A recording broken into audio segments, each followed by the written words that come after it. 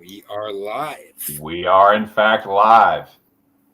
Gentlemen, ladies, whatever else, welcome.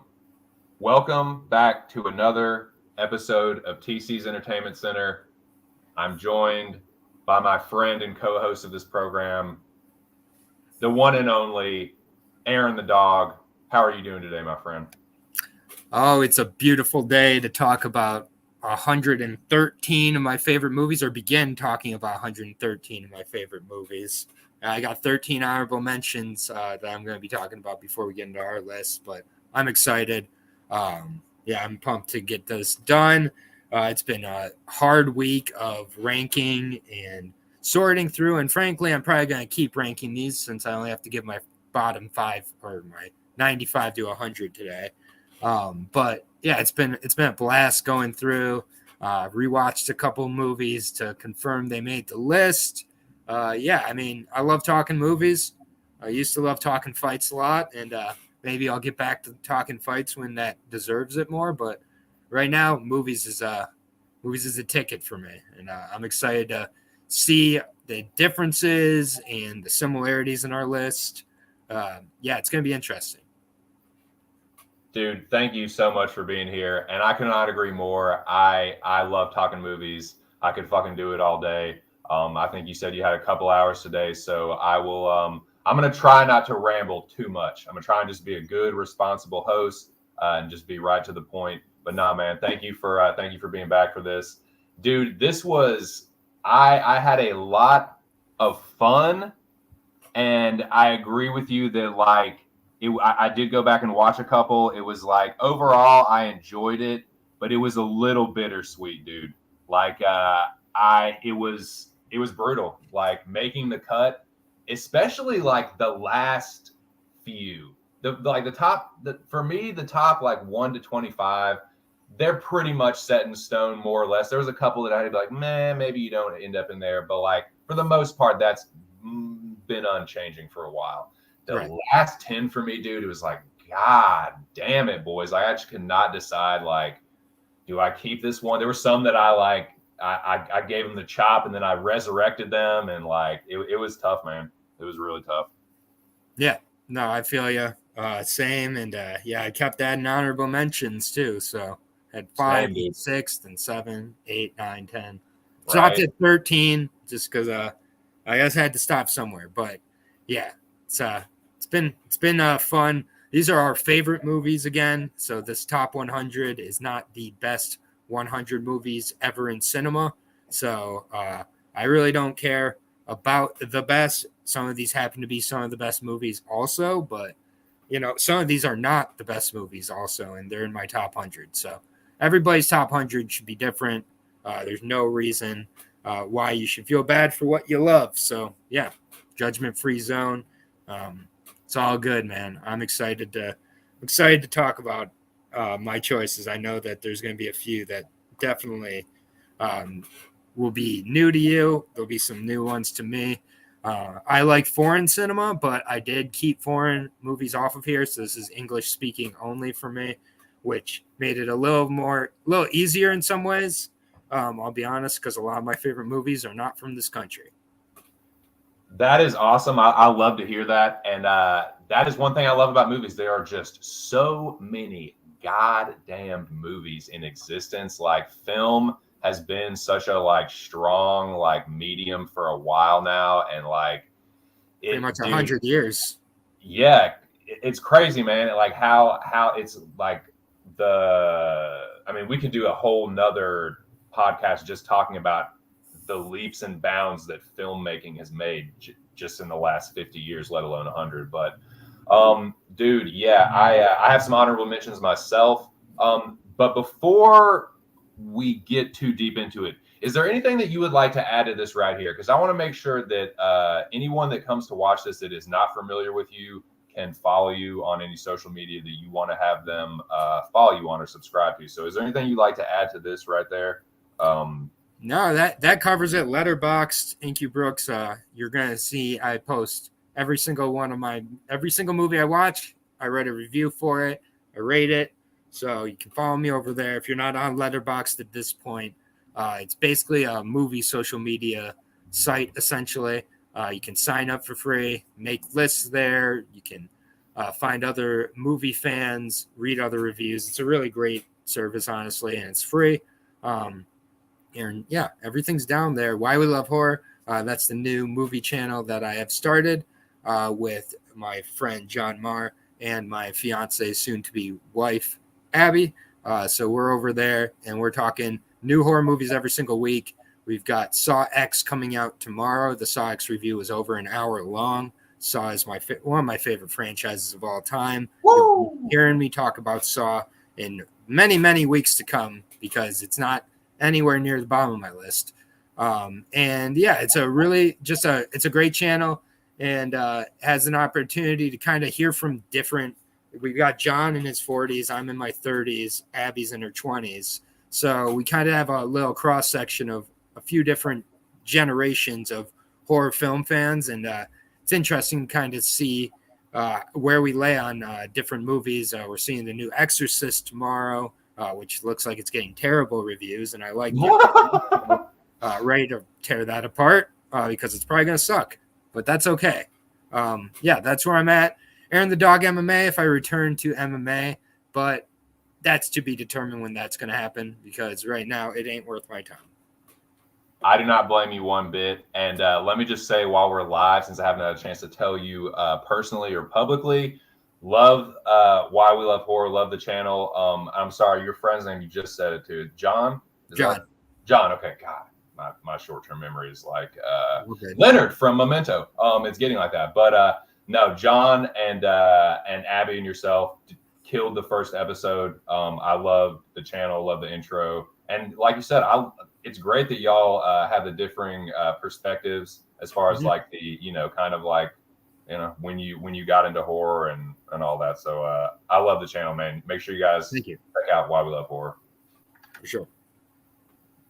So yeah, we got some honorable mentions, but before we get into that, man, I have a special surprise for you Brages and Bragettes. Aaron got a little sneak peek before this started, and yeah, man, I want to unveil a little special something for you guys. I think will help add to the fun and definitely adds to some production value on this channel. So shout out to Mia Moore, my one true love, Lady TC. This is her creation. This is the fruits of her toils. I do have a little banner for this. So she has created this. So welcome. Thank you, sir. And yeah, so step into our little theater here, gentlemen. Take a seat, get your popcorn. Tickets are free. You just gotta, well, they're not free. You gotta subscribe to the channel and smash the like button. Yes, but that's a small price to pay for greatness. And welcome, boys. Welcome to the Cosmic Countdown.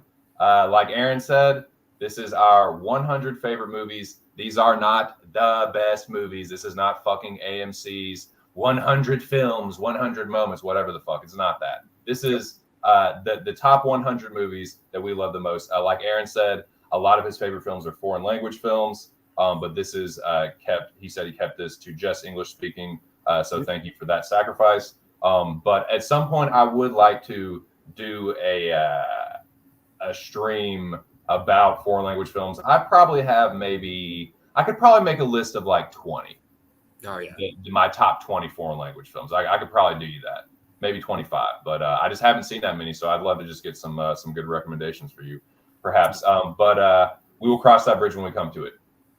Gentlemen, ladies, whatever else the fuck, it's time. It's time for the Cosmic Countdown. We will delay this no further. Like my bud Aaron said, and I will concur, man, making this fucking list was brutal. It really was brutal, especially like the last 10, dude. Ranking them was a whole nother challenge in and of itself, but just making the cut, because like, dude, if you like movies like me and this guy do, boys, there's well over 100. Like, dude, I haven't bought a DVD or a Blu-ray in maybe a couple years, but like I've got well over 200 just myself, and I can only imagine what your collection is like. So dude, like this was tough, man. Like there are a lot of movies, really good movies, like some movies that are considered the best of all time that I fucking own that did not make this list. Yep. So want to give a moment, just like I think first 15 minutes, we still got a few. So I want to take time to give a few honorable mentions. And Aaron, I will let you kick this off, my friend. And I will. I've made a banner, a ticker. So as you list them off, I will add them to the ticker and let people know just a little moment. Excuse me for the fallen, and just some great movies that just didn't quite make the cut. They were brutally, taken out in the final culling. So whenever you're ready, let her rip, brother. Yeah. So I have 13 honorable mentions, so I will keep these relatively short. Most of these are pretty well known as well, so won't have to discuss them too much. So I love horror. And my first honorable mention is one of the best, if not the best, horror comedies, acclaimed horror comedies, I'll say. That's American Werewolf in London, directed by John Landis, 1981. This movie about two tour is just a perfect blend of the two. It's not too funny, but definitely has some humor, has some incredible practical effects. The transformation of the werewolf doesn't make sense that it was done in 1981, 42 years ago, and still holds up, has some really great gothic undertones to it with the best friend. I mean, if you haven't seen American Werewolf in London, what are you doing? Are you a horror fan? Probably not. Next movie on the list is one that would probably make the AMC top 100. It's Sunset Boulevard, 1950. Sorry not to cut you off, but dude, I love An American Werewolf in London. That is one. It would be in my top 200 for sure. It would probably be in the top 150, honestly.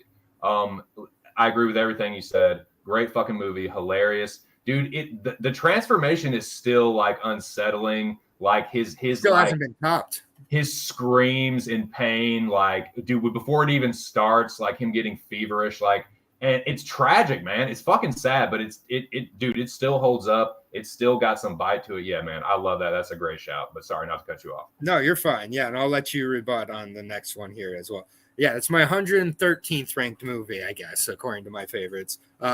Number one, yeah, John Landis is mostly good too, but I think this is his best in my opinion. Number 112, honorable mention. Number 2, Sunset Boulevard, directed by Billy Wilder, one of the greatest directors of all time. It's won a ton of Oscars. It's from 1950. It's about a screenwriter who is trying to help a former actress who is a silent film star transition into the talkies, and she's kind of getting left behind in obscurity. It, like most great classics that I love, it holds up like it was made yesterday. I don't know how this was made 70 plus years ago. It just has so many modern themes to it about fame and what people are willing to do to hang on to it. It's super dark, surrounding a murder. The way it starts is in a very unique type of way where it kind of starts at the end and works its way back. It's one of the all-time classics. I love this movie. And yeah, the performances, especially by Gloria Swanson and William Holden, both really great. Two actors who aren't as well known as they should be. And yeah, Billy Wilder, he's made some of the best movies ever. The Apartment, Some Like It Hot, Double Indemnity. I mean, Sabrina. Like, he's made awesome ones. And Sunset Boulevard, I think, is his best one. First one you haven't heard of, and we're 2 in. Jack has not heard of Sunset Boulevard. Shame on you. But there's no shame here, like we said, no judgment. Check out Sunset Boulevard. It is not your mom's black and white movie. Dude, I need to see Sunset Boulevard. Sunset Boulevard is it is a highly regarded classic that I have not seen, so I cannot speak intelligently on it, but I've got to see it now, man. If it's got the shout out to Melissa Woody in the comments. Appreciate you. If it's got ATD's blessing, I'm gonna have to give her a gander. Yeah. So yeah, man. Shout to the 5 people in the chat. We're gathering a small audience here. You know, come one, come all. Organic. Jackie boy, the only way we do it. What does it do, Jackie boy? Tell me what it does. It must have took y'all so long to good. You have no idea, brother. It like if I didn't have so much of this logged on Letterboxd, it would have taken me twice as long. Dude, I like I said, the 1 through 25 was not bad, save for the seating towards like 20 through 25. But dude, 90 through 100, it literally got solidified like last night. Yeah. It is, because think about this. Think about how many times do you just say in passing, "Oh, dude, this is one of my favorite movies." Oh, yeah, like, yeah. You and dude, for me, I really like. It brings a whole new meaning to this is one of my favorite movies. Like, is it really? Is it top 100 favorite? All right. And dude, I had to ask myself some tough questions, dude. Yep. Like, I like all these movies and hold them in extremely high regard, but like, are they my favorites? Yeah, only you can answer that. No one's gonna be able to help you with that. It's not an easy answer either, dude. It's so I really appreciate you taking the time to do this. And like I said, I'm getting great recommendations. I need to move Sunset Boulevard up the queue and see what's up with it. But yeah, don't mean to cut you off. No, you're good. Rocking, brother. We're good. Yeah, so that's my number 112. Shout out to Melissa Woody, one of the best. Check out Film Coven. That's her channel. She focuses on women in film, and her and Kelly are killing it over there. Kelly's nice. So Film Coven is another great channel. You're gonna learn a lot about a lot of very important people in film, and it's done so well, and she has more passion than me about movies. I'll be honest. So shout out to Melissa Woody. Also an MMA fan, so Melissa Woody all the way around. That's awesome. Well, Melissa, welcome to the channel. Yeah, we'll get her on at some point. We'll have to get her on at some point. Oh, definitely. This will be the first of many of this. This show, TC's Entertainment Center. This is my version of covering entertainment movies. I do music from time to time, but I feel like this is the start of something kind of dope. But Melissa, thank you for being here. I will definitely check out the channel. You said it Film was Coven. Film Coven. COVEN. Film Coven.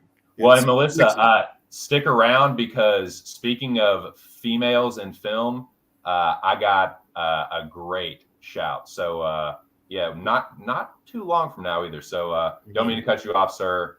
Keep going. Yeah. Next one.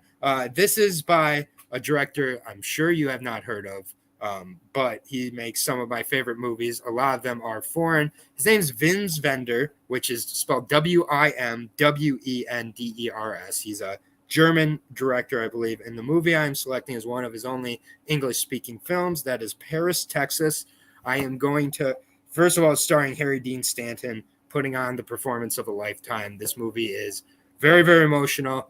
I'm just going to read the description off Letterboxd because I don't want to give away too much of this movie, but Paris, Texas is the name of it. Paris, Texas. Takes place in Paris, Texas. It's a man wanders out of the desert not knowing who he is. His brother finds him, helps pull his memories back from the life he led before he walked out on his family and disappeared 4 years earlier. So this is not like Memento at all, but there is the memory aspect to it. Came out in 1984. This is another one that probably would make an AMC type of list. It's very close to my list. There's some just incredible imagery and just really, really great stuff. But yeah, Harry Dean Stanton is awesome in this movie. He's one of the more underrated actors of all time. And yeah, I just highly recommend this one. So less that's said about it, the better. I'm sure you haven't seen it, and that's fine. But no, I haven't seen it, but let me tell you something. I have known about Paris, Texas for just about goddamn 20 years. My brother took a film appreciation class when he was in community college, and he lorded Paris, Texas over my head like the snobbiest film. Like, dude, you haven't seen Paris, Texas? Oh, God, dude, you even know about Harry Dean Stanton? It's like, no, I haven't seen goddamn Paris, Texas. But yes, I will watch it. I'm going to have to watch it now. I cannot. You got to be in a ponderous mood. No longer abide this. I will watch Paris, Texas. You got to be in a ponderous mood. But yes, this is a student film fans type of film. Brother, I'll say less. No, I appreciate a good slow burn. I appreciate a good reflective, introspective, existential. I mean, Vince Vender, he's so awesome. He really is awesome. He's got another movie, Wings of Desire, that is in I believe French, but I can't remember. But yeah, Wings of Desire, another great one. But yeah, just go down the Vince Vender hole and you'll not regret it. Next one on the list. So first Hitchcock on my list, Alfred, Vertigo. That is my personal Alfred Hitchcock one, about retired San Francisco detective suffering from acrophobia, which is fear of heights, investigates strange activities of an old friend's wife, all while becoming dangerously obsessed with her. Has some of the greatest use of color in a movie today. And it's from 1958. It's just great. One of my favorites of all time. And just has one of the best endings ever in a movie. So Vertigo is absolutely top 3 Hitchcock for me. I'm not going to waste anybody's time ranking mine. I'm sure we'll do a Hitchcock stream at some point, but Vertigo would absolutely be top 3 for me. Jimmy Stewart kills it in that movie. It's a great film. All right, so we got through the AMC part of the list. We're now going to go to, these are movies that I grew up with that are just going to be short of Jack C. Vertigo ASAP. Come on, man. But this is maybe one of the movies I've seen more than any other movie. And I've revisited it as an adult. It still holds up. As a kid, I loved it. Teenage Mutant Ninja Turtles from the 1990. Oh my God, dude! This is one of my honorable mentions as well. It's not like on my top 10, but it is up there. And I was like, should I make this one of my top 10 honorable mentions? But sorry, dude, this is why. I love it. I'm a Michelangelo guy myself, but Donnie. There's just like I'm your Donnie to your Michelangelo. That's fine, yeah. But yeah, great Shredder, the Foot Soldier Club that like all the teenagers go to, where they can get like free cigarettes and play pinball and skateboard and shit. It was dude. Some of y'all, a lot of you can, but dude, some people cannot appreciate how fucking cool that shit was for a kid, for like a 90s kid. Yeah. Oh my God. All I wanted. It's all I wanted was to be part of the Foot Clan. It's like, fuck you, mom and dad. Dude, I'll just be part of the Foot Clan, dude. Like, they'll take care of me. Growing up, it holds up when you watch it still. I got candy and skateboards and video games and shit. I don't even fucking need you, dude. That is, yeah. It holds up as an adult still. Like, there's like moments of peril. There's like it's really a great movie. So, and I grew up in the 90s with ninja movies. So I have a few ninja movies in my honorable mention, which it leads me into my next honorable mention, which is Three Ninjas. I don't care what anybody says. I don't care that it's a Home Alone. Rocky loves Emily. Exactly. Tum Tum, Rocky, Colt, defending their house against a bunch of stoner robbers. Okay, who are you? When you and your friends are like, which Three Ninjas are you? Who did you always try? Because no one's claiming Tum Tum. You know who? Rocky or Colt? I was always Tum Tum. You were always Tum Tum? Dude, that is awesome. Yeah, of course I was always Tum Tum. I was a fat kid. I liked food. I did taekwondo, and I wasn't a leader. And I wasn't in I didn't get this rage of mine that Colt had till later in life. I love all three of the first three ninjas, honestly. Kickback, Knuckles Up, then I'm out. But yeah, Three Ninjas, it's on there. Next up, a movie that I think most of us have seen. Okay, sorry, not to cut you off. I just want to make sure that I got these. Okay. Because I'm making a banner right now. An American Werewolf in London, Sunset Boulevard, Paris, Texas was next. Yep, Paris, Texas, Vertigo, Teenage Mutant Ninja Turtles, Vertigo, TMNT, Three Ninjas. Three Ninjas is such a great shout. It nearly made all of these nearly made my list. So it's stupid to say otherwise. It still holds up pretty well too, man. And TMNT, I had a tough time not putting it on because that was a significant part of my childhood. Dude, that movie still holds up. I shed fucking tears watching that movie. The very ending of that movie. Yeah. Oh man, the final showdown on the rooftop. Mm-hmm. It's great. Oroku Saki, dude. Oh, great practical effects, great work by Jim Henson as the puppeteer. I mean, like, you can't beat it. But apparently I have 100 and some odd movies I can, in my opinion. Next on the honorable mentions, one of my favorite movies to watch with my family. Grew up with it. Love Tom Hanks. It's big. Penny Marshall. I mean, come on. Another movie that's just kind of a kid's fantasy of being a grown-up before they are a grown-up and being treated as a grown-up, and just getting to kind of his apartment loft that he gets with the pinball machine or the Pepsi machine in there, and the basketball hoop, and the trampoline, and he hooks up with Elizabeth Perkins, who I had a huge crush on. Like, nice. Yeah, it's just holds up. He runs a toy company. Like, what a dream for a kid. It is. That is a total kid fantasy. All the above. It's just a great one. I love it. Another one that doesn't quite make the list, because I am taking way too long here on my honorable mentions, but another one that didn't quite make the list is Back to the Future. I'm sorry. Robert Zemeckis' classic first movie, Marty McFly, Doc Brown, doesn't quite make the list. We all know the story going back to the 50s from the 80s, and now, like, you realize, like, if it took place today, they'd be going back to the 90s, and that'd be the same. That's just, like, all over. And I am not 43 years old. I just have the taste of a 43-year-old at times. I don't appreciate the undertones of that comment, and I definitely don't appreciate given my age. So just I don't know which one of you smart Alex said that, but watch it. Yeah, exactly. I realize the next one on my list is actually foreign, so I won't talk about that. It is A Girl Who Walks Home at Night. Let's hear it. It's A Girl Walks Home Alone at Night. It's an Iranian vampire film in black and white that came out recently. It's a slow burn, but it's one of the best uses of vampire themes I've ever seen.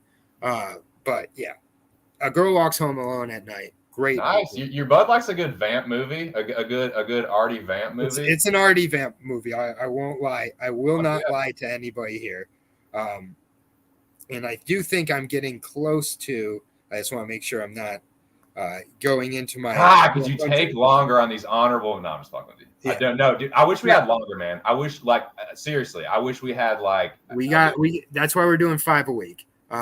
Yeah, big in the 80s on VHS. Yeah, never seen Girl Walks Home. Yeah, pretty great. Next one, Home Alone. Macaulay Culkin, iconic. Harry and Lloyd.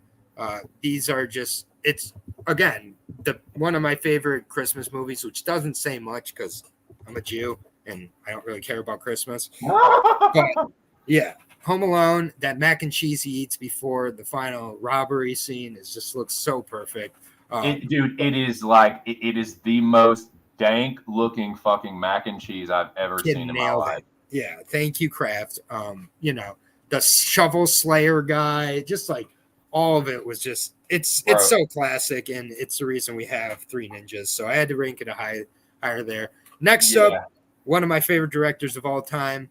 This is a real thinks Home Alone sucks. That's fine. That is an unpopular opinion. Noah?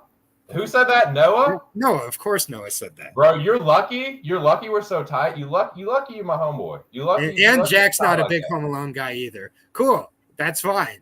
This is my list. God, dude. Good thing it made my Am I gonna have to start banning people left, right, and center, dude? You think I'm above that? It's judgment-free zone. I'm just gonna move on to my next movie. It's by one of my favorite directors of all time. Brian De Palma fucking rules, man. Most of his movies are very good. He's pretty fucking good, bro. If you haven't seen John Travolta's Blowout, it is one of the best kind of murder mysteries involving a sound guy who catches a car accident as it's happening, and due to the audio, he starts to feel like there's some suspicious issues going on with this car accident. It's more than what appears, and it leads down kind of a crazy noir hole. I feel like this one kind of slipped through the cracks. Another 80s movie. Actually, dude, not to cut you off, but I actually just heard about Blowout recently, and I like Brian De Palma. Like, I've seen, like, Scarface, and I still need to see Dress to Kill is him, right? Yes. Is that De Palma? Okay, I still need to see Dress to Kill, but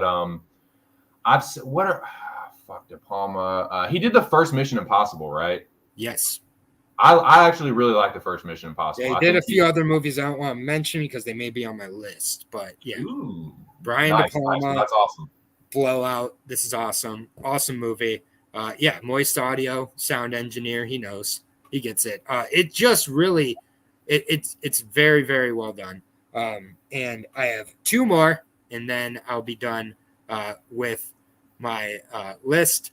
Portable tape recorder, reel to reel. Yeah, whatever. I don't care if it's accurate or not, Moist. It's a good movie. My next pick is the very first rated R movie after the like Hollywood Code era of the 1960s, where certain things were not allowed in film. That is Bonnie and Clyde. I just can't help it. This one is one to me that I did not expect it to be as entertaining and kind of go to the weird directions it went to. It's directed by Arthur Penn. Warren Beatty, especially Warren Beatty in the 60s and 70s, is one of my favorite actors of all time. Faye Dunaway plays Bonnie, and it's just about them committing their bank robberies and being on the run before getting famously gunned down by the sheriff, who's kind of chasing him throughout the movie. It deals with like really interesting aspects of Bonnie and Clyde's relationship, about how Clyde isn't able to get it up with Bonnie and like what's going on with that. It kind of has a little bit of some possible gay undertones with Clyde, where it's like, is that why he wasn't interested in Bonnie like that? And just things things I wasn't expecting out of a 1960s movie. And this is the first one where they kind of removed the like uppity rules of the 50s and 60s from the Hollywood Code. So Bonnie and Clyde, great movie. Arthur Penn, one of his best. And my final honorable mention of these 13. I judged you for not having this on your list. It ended up not being on my list, though. It's Michael Mann's Heat. I'm sorry. You just missed the cut, Michael Mann. 1995 epic. Came on, I think, 2 or 3 VHSs back in the day. I can't remember. I know it was at least 2. And yeah, just the whole Al Pacino, Robert De Niro, Val Kilmer, John Voight, like Tom Sizemore, like it just Ashley, so many great Wes Studi in this movie as well. Not a single. Wes Studi is a great dude. Wes Studi is he's not underrated, but he is an awesome character actor, man. The real heads know about Wes Studi, but dude, I mean, Wes Studi, just keep that, put a pin in that name. Yeah, and Heat is just, there's not a set that was built for this movie. It's all filmed in LA. Like the camera work in it, Michael Mann makes some of the best pure kind of action movies, crime movies of all time, and this one is no exception. The shootout in the movie, my personal favorite character was Val Kilmer as a kid. I really liked his character for whatever reason. Christian Hearless. Yeah, he's a great character. So yeah, it's just really great movie. Another crime movie, and yeah, made 101, so just came up short of making the list. Man, so honorable mentions, dude. This is great. This is excellent content. Make sure y'all smash the like button. Thank you for being here and blessing both me and the audience with this dankness. And yes, a couple movies that I've been. God, my brother, if I told my brother that I still haven't seen Paris, Texas, he would just laugh in my fucking face. So like I said, I'm gonna end that right now. Very sure that might be the next one I watch. But dude, thank you so much for because man, unless you've ever done anything like this, or unless you're like a true like movie head, you probably can't appreciate how tough it is to like these movies. Like they're all excellent movies. That like I've seen, except for Paris, Texas, A Girl Walks Home at Night, and Blowout, Sunset Boulevard. I've seen Girl Walks Home Alone at Night. A Girl Walks Home. Okay, yeah, sorry, let me get that right. A Girl Walks Home Alone at Night. Yeah, that's an Iranian vampire black and white 2018 movie or something. So oh man, so pretty recently. Yep, it's got some great music in it as well, and incredible imagery. Yeah. So and Home Alone is like the only reason I left Home Alone, I left Christmas movies off. So like I did a stream not too long ago, or it was just a segment on a stream I did where like it was like my favorite Christmas movies. Like Home Alone is hands down one of my favorite Christmas movies. It gets watched every year. My wife loves it. My wife is obsessed with Christmas. She's a fucking little Christmas elf, and she's gonna say, I struggle to like cut her off. We're like, dude, you cannot start watching Christmas movies until at least after Halloween, man. Like, you have to give Halloween and scary movies their like season. But anyways, yeah, Home Alone, one of my favorites. It holds up really well. It's just, and Big is a great shout too. It's such a wholesome movie, and great shout for like being a good family movie to watch. Like come on, Tom Hanks. Like, whether Tom Hanks is your favorite, get Tom Hanks in there. Yeah, it's like Tom Hanks he's a likable fucking guy, whether you like it or not. You just have to admit that he's just a likable, goofy fucking guy. But man, that is good stuff. So I have mine. What I'm gonna do is I'm gonna put mine up, and I'll just let you and whoever else just like, we don't have to go through them like one by one necessarily, just like any kind of general. Because dude, honestly, I was gonna make like a 25 honorable mentions. I just did 10, but I'm thinking of some now where it's like, God damn, I don't have that in there. It's like, nah, if I haven't already thought of it, it must not have been worthy of the top 100. No disrespect, but it's like, totally fair. But okay, so here is mine. I made a banner for mine, but I'm gonna just type them out right now. No, I had a dog named Clyde. It's not a gay name. Who said that? No, it said Clyde's just sounds like a gay name. Fair enough. Shenanigans. Guys, yeah, shenanigans. Bonnie and Clyde, though. Midnight Express with Timmy. Oh, yeah. Midnight Express. That's an old one. Okay, where are these? Jack's only seen 5 of my 12 honorable mentions there. So. Oh, man. Yeah. Okay. I mean, maybe he does wish it was Donnie. He just wanted to be friends with Bonnie, though. And Bonnie was not about that life, too. Bonnie was like, fill me up. Let's go. And actually, I'm not going to tell you which one it is. Oh, I need to. Yeah, hold on a second. All good. Please keep. Maybe this movie behind me will be on my list. Maybe it won't. Don't assume anything. Yeah, don't be assuming. Don't be assuming and supposing and being presumptuous about these lists. That's right. We got a lot of characters in the seats now. We got a lot of characters in the fold back seats. Yep. Whatever. That's good. Theater's filling up. That's good. Yeah. Hopefully y'all have your snacks, your refreshments. Yeah, get them now. Yep, and we'll be going through. We're going through only 5 today. So this is a 20-week series. Dude, a couple of mine are like the whole thing is going to be over in like a matter of minutes. Like it's just like, yeah. But a couple of them, there were a couple that I made sure to take a little bit more time to like pay a little more attention to detail and put a little shine on some things. But a couple of them, it's like what needs to really be said.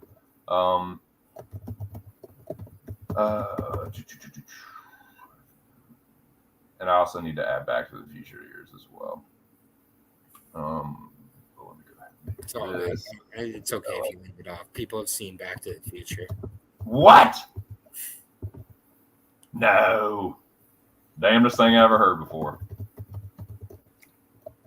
Dude, a couple of these are brutal. A couple of these, I'm like, God, what is wrong with you? I'm curious how many of the 5 I'm going to mention today you've seen. I'm going to guess you've seen 2. God. Probably, dude. One of them I just think is incredible. I got some funny stories. Well, yeah, Moist, bring them. We want funny stories. We like funny. We're like TBS. Also, shout out to the Rays who are losing 7-0 right now. Remember when Let's fucking go! Oh! When they're Get them out of there, Texas. Remember when they're undefeated? Run them right out of there. And they have like 20,000 people at their stadium for this game, by the way. It's such a trashy stadium, too. With that dirty, like, they got that dirty, sour, like, water that they keep the devil rays in or the manta rays. Yep. Like, it's so fucked up, dude. Yep. Yeah, and they're down 7-0. Let's go O's. Sorry, this is an O's channel. I apologize. It's fine. I'm a Tigers fan. We've been out for a while. Hey, were you a Verlander dude? Of course, yeah. We won 0 titles with Verlander, Cabrera, and Scherzer. Okay, so I need to add one more to my honorable mentions. This one was tough, man. This one was really tough. This is fucking I ran out of room too. All right, hold on. Let me see if I can condense. Was Bro Picks a Rays fan? Bro Picks? Yeah. I don't know. Is he crying in the chat? Did he bet the Rays? Moise said Bro Picks curse. And then how many Norwegian crime films have you seen, Moise? Crime film? No. Oh, shit. You asked how many Norwegian crime thrillers you've seen to Moise. I've seen Norwegian. I've seen. I saw that movie with Joel Kinnaman. That's supposed to be like the movie that kind of like kicked off his. I think it's the movie that got him the role in The Killing. Have you ever seen that, The Killing? No. It was a show. It's based on some Swedish like series of novels, I think, but it was pretty good. He was it's like Joel Kinnaman is a detective, and he's partners with this other chick, and they're trying to solve this murder, and it takes place in like the Pacific Northwest. It's pretty good. It's like the most recent Joel Kinnaman movie I saw was with Nicolas Cage, one of my favorite actors of all time. And it was Sympathy for the Devil. It just came out this year. It's about Nicolas Cage playing like the devil riding in the backseat of this guy's car. Nice. Joel Kinnaman plays the main guy. And yeah. Nice, dude. Okay. I need one more. What's one that just didn't? Oh man. Okay. I got it now. Some of these were fucking heartbreakers. Yeah. And we'll talk about TV shows at some point too, because I need to be able to talk about Oz, the best HBO show of all time. I still need to see it, man. You do. You must see Oz. Oz is phenomenal. And of course, the other one is on Netflix. It is a German time travel show called Dark. If you haven't watched Dark, what are you doing with your life? I don't even know. Something stupid, probably, if I'm not watching Dark and put your phone down when you talk about it. Shout out to Adam. Moist knows. Aaron said, shut your mouth when you talk. Dude, shut up when you talk to me, dude. Seriously, Dark is a show you have to flip your phone over, pay attention, but it's worth it. It is the craziest time travel show of all time. It's so good. It's one of my favorite shows of all time. Easy. That's tight. Dark. All right, here's my honorable mentions. I'm just going to throw them up there. Dish on whatever you want for a few minutes. Dude, we're still not even an hour into this, boys. And like I said, some of my movies are going to go through in like Aaron and I are both intelligent gentlemen, so like we can put this stuff together as quickly as we need to. Should we run short on time? Anyways, enough of me running my fucking mouth. These are my honorable mentions. God, I'm sorry about not having y'all on here. I love you all. We'll preface. I own all of these movies. I have a physical copy of all these movies. It's either a DVD or a Blu-ray. I think nothing but the best of these movies. I have them all 4-star or higher. I've seen them all multiple times. But when I thought about the 100 that meant the absolute most to me, they did not quite make the cut. And before I get further into this, let me also add Back to the Future to yours. I can't remember when exactly. I'll put it right for Home Alone. Yeah, somewhere in the middle. Back to. It was right around Big. What was your last one that you said? I just started to erase it. Heat. Okay, that's right. Okay. American Werewolf. When you hear what my 100 is, it's pretty funny that Heat missed the cut to what made it. Dude, when you see what one of my top 10s is, you are not going to take me seriously as a human, let alone a man. Yeah, I mean, I don't have any. Yeah, I mean, I have a couple questionable ones in there. My top 20 to top 25, I think, is pretty acceptable, though.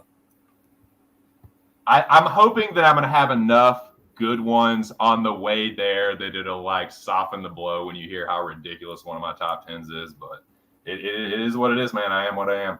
All right, Heat and Back to the Future to the Feud.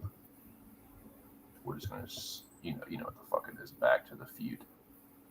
Back to the Feud. Back to the Feud. Back to the fjord. Back to the fjord, boys. All right, so there we go. Those are Aaron the Dogs. Honorable mentions. Shout out and salute to all you. I need to watch a few of you. Thank you for your service. All right, here's mine.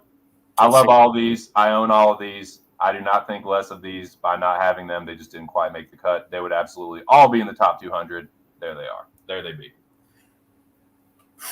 Oh, boy. All right, I'm not going to say which ones are on my list, but one of those movies is on my top 50. One of your movies. One of these movies is in my top 50. One of yours is in my top 100. Yep. One of my movies, Kill Bill, The Whole Bloody Affair would be a great choice, but that's not it. Yeah, High Fidelity, amazing. That one hurt. That one hurt, dude. Yeah. Because that one, like, there was a time in my life where that movie meant a lot to me, and I watched it recently, and it still holds up, and it's really good. Like the scenes, especially with like Rob and like Barry and like all them in the record store. Like, there's just some scenes and moments of that movie that I really, really fucking relate to, and I like it a lot, man. It's just like, God, it would be in the top like for sure. Yep, Kill Bill did not make either of our top 100s, Jack. Yeah, Kill Bill, I kind of look at it as one film. I know it's technically broken into two, but I more look at it as like one long movie in two parts. Like, It's really good. It's one of the better Tarantino. It would probably be like number 5 in my Tarantinos, I believe. Did you watch the White Man Can't Jump remake? No, and I will not. With just starring Jack Harlow? No, I find it disrespectful to what's his name? Woody Harrelson. Well, Woody, of course, but what's his name? What's the dude's name who directed that? Shelton. Oh, Ron Shelton. Ron Shelton, yes. If he had anything to do with that, that's cool. If he co-signed it, that's fine. Get your bag, Ron Shelton. But if he did not, yeah, I don't want to sully my memory of that, because I love that movie. That's another one where it's like, there was a time in my life where I was like, dude, I was surprised like how many people had either not heard of it or not seen it. I was like, what, dude? You haven't seen White Man Can't Jump? It's so funny. Like, their chemistry is so awesome. Like, Rosie Perez, like, basically, like, Rosie Perez is so good. Yeah, dude, all of it's great. That's a great. You have 2 Rosie Perez movies on here. Pineapple Express. She's great in that. Yeah, she is great in Pineapple Express. If I was to make like a stoner movie like top 25, that's absolutely in there. It just didn't quite. The Thing didn't make my list either. The Thing is I have another John Carpenter movie on the list that's not The Thing. I have another Coen Brothers movie on the list that's not No Country for Old Men. I have another movie on this list that is from the Star Wars franchise that's not A New Hope. And it's probably not the one you're thinking it is either, if it's not New Hope. Yeah, these lists are totally fraudulent. You're right. LA Confidential, I like it. Not going to be anywhere close to my top 300, probably. Right. Kill Bill, The Whole Bloody Affair is the way to watch that movie, which is both movies. The Hurt Locker, not for me, dog. I just didn't like it. Maybe I need to rewatch it. Same with Road Warrior. It was all right to me. Aliens is really, really great. I do prefer Alien to Aliens myself. I'm one of those guys. Collateral, great call. Probably in my top 200. And yeah, High Fidelity, I love it as well. My brother, that would probably make his top 100. So overall, besides the Hurt Locker, like, get that out of there. Dude, it's my Bigelow thing. Maybe it's my like, but nah, man, the Hurt Locker is good. I will stand by the Hurt Locker. People gave that movie way too hard of a time. I get it confused with Jarhead. It's not like the thing that I heard people bitch the most about this movie, maybe it was all the accolades that it got because it swept the Academy Awards that year. I've become jaded on the Academy. I think they're fucking full of shit. I started making my own like awards where like these are the movies that I think are the best, blah blah blah. Anyways, The Hurt Locker is good though, man. Jeremy Renner is really solid in it. Like, do I think it's his greatest acting performance? Fuck no. Like, he was good in it though. He was solid. Anthony Mackie is really good in it. That's what I'll say. Anthony Mackie, that's probably the best work that he's ever done as an actor. Like, he's good in it. I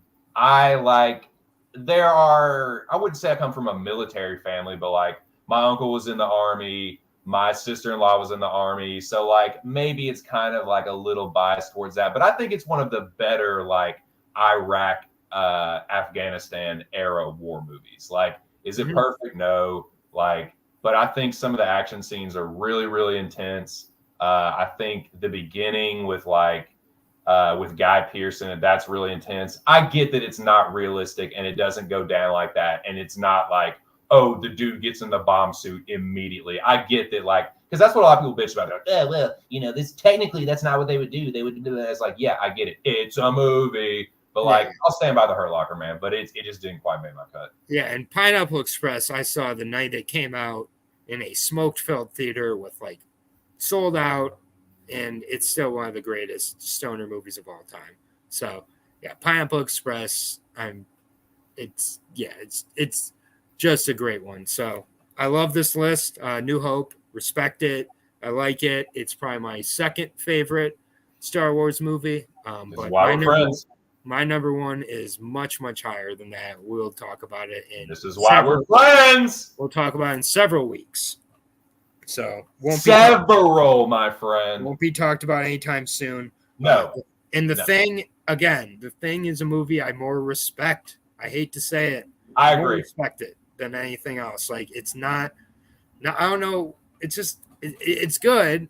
I just have never been one of these people who feels like, like it's one of the best movies of all time. And maybe it's because I came into it with so much hype. So I agree. The thing would be in my brother's like top 10. Dude, He is fucking upset. My brother that like gives me shit about Paris, Texas, he loves The Thing. Like, yeah, it's not a wrong answer. But dude, I'm with you. I respect it. It's fucking good. It is objectively, it is one of the top 3 to 5 best horror movies ever. Some people's number 1. I respect it. It's good. Every time I watch it, I'm like, man, this movie is sick. I get why people love and respect it. It doesn't do much for me personally. It doesn't. I have no emotional attachment to The Thing.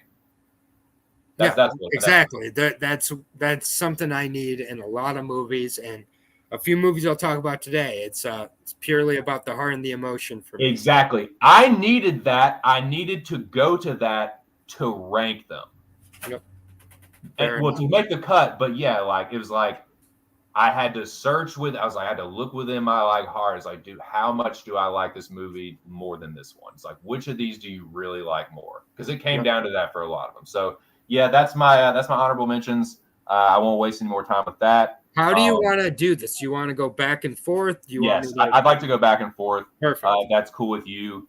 Some of mine will be over quick, short, and in a hurry. But I would like, if it's okay with you, I would like for you to kick this off, my friend, if you don't mind. Absolutely. So just a reminder, my number 101 was Heat, one of the greatest crime thrillers of all time, one of the greatest 90s movies for sure. So what did I go with for my number 100?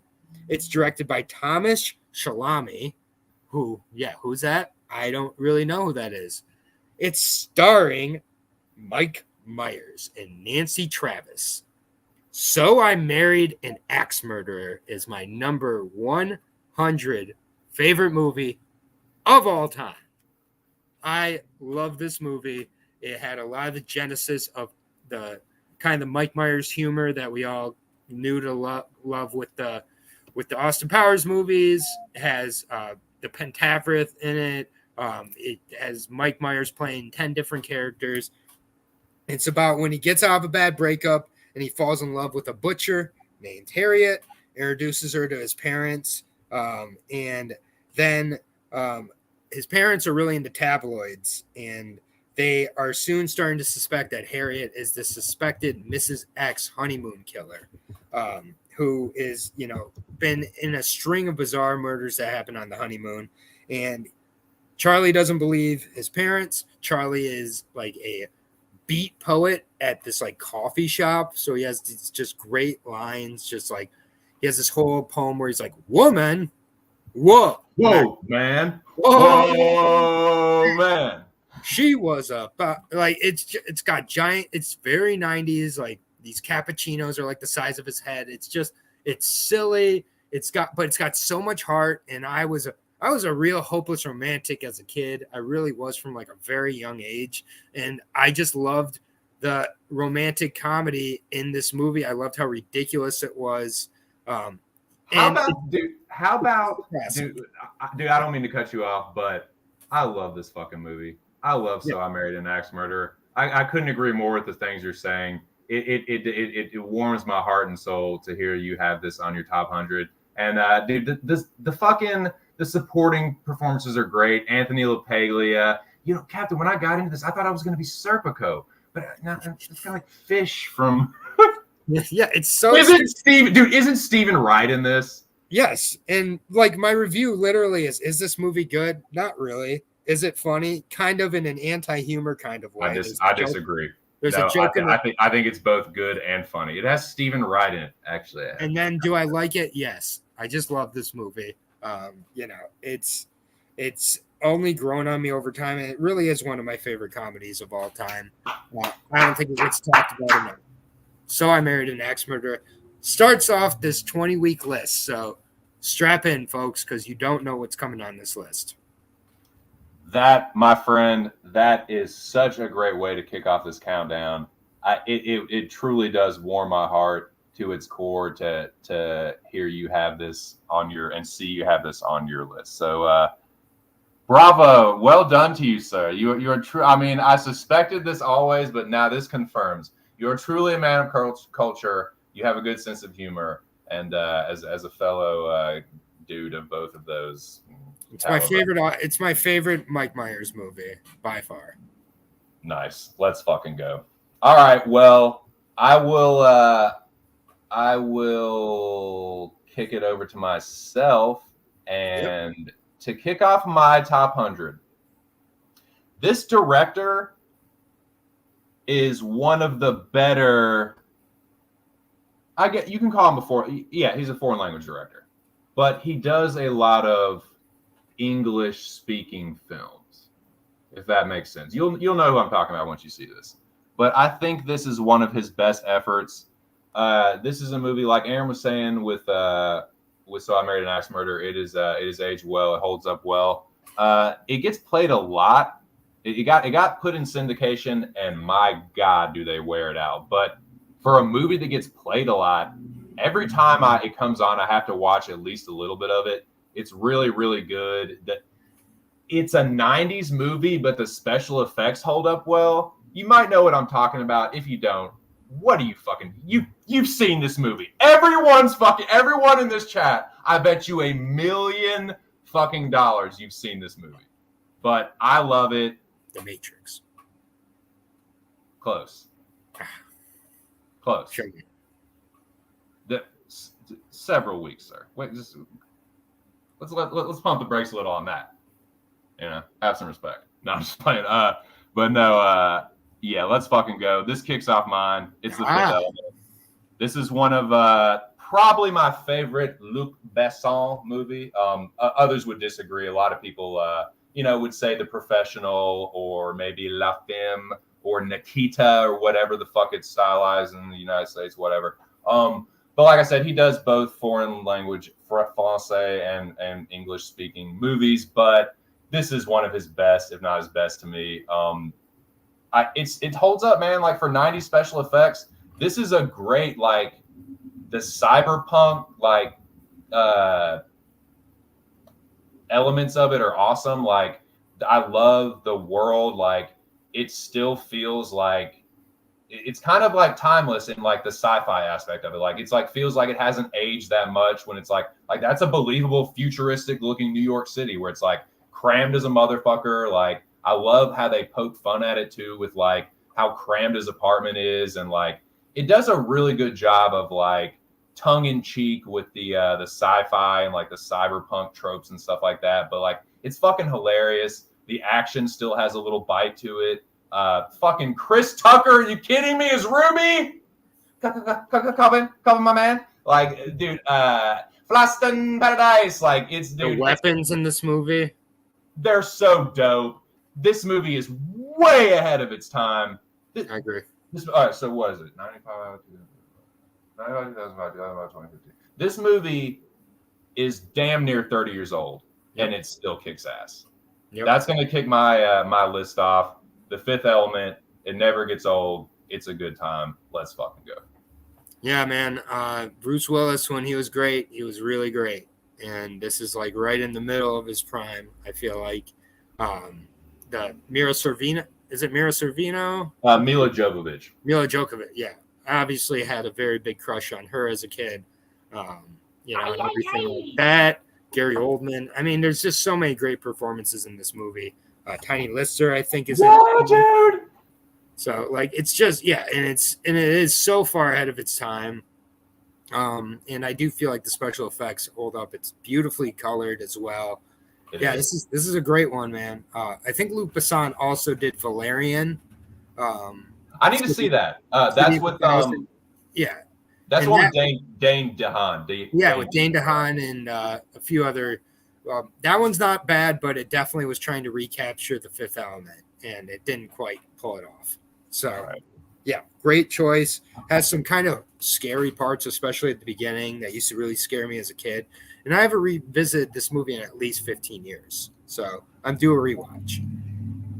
It's still like I said, I see this on TV a lot. Lady TC loves this movie, so she always has it on. So like, and every time I watch it, I'm like, this is good. This is funny. Like, this action scene is sweet. Like, this movie rocks still. It just hasn't, it like just still holds up very, very strong. So yeah, man, that's my 100. So we're just going to keep it rocking and rolling, man. Shout out to everyone that's been in the chat. But we've had 4, 5, 6 solid for something that I haven't done in a while. And like, I don't normally do this kind of content. Like, it's this, I'm loving. If we build it, they will come.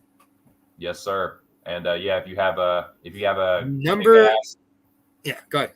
Well, say if you have a kick-ass co-host, if you have an Aaron the dog, an old bud by your side, you know that doesn't. Yeah, man, I'm not going anywhere. I promise. My love for movies is not going to dissipate anytime soon. I thought that about MMA also, but I was wrong. They wore me down. My number 99. I was listening to this artist before we started, so let's see if you were paying attention. It's a little bit of a clue. I love me some Jimmy Cliff, and this is a movie starring Jimmy Cliff. From the 70s.